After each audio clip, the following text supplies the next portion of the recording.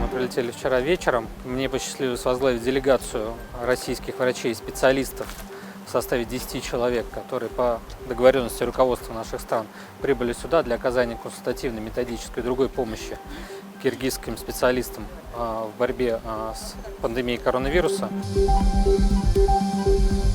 Наша задача сейчас помочь на начальном этапе оценить потребности, которые есть, поэтому мы будем еще пару дней здесь для того, чтобы составить представление о возможной более дальнейшей помощи, в том числе ресурсной, методической, консультативной, потому что та помощь, которую мы видим, может быть оказана, она может быть оказана не только в очном режиме, может быть оказана и в дистанционном режиме, эта практика широко используется. Но мы сейчас внимательно оцениваем ту ситуацию, которая развивается в Киргизской республике. Мы понимаем, что нужна мобилизация сейчас всех ресурсов, прежде всего здравоохранения, общества, всех служб, потому что количество регистрируемых случаев, она заставляет нас и вас, да, прежде всего оценивать причины, да, и смотреть на то, что можно сделать для борьбы с последствиями. Но очевидно, что прежде всего это мобилизация ресурсов, все-таки собрать все силы в кулак, надо противодействовать всем вместе, в том числе мы в этом готовы оказать помощь.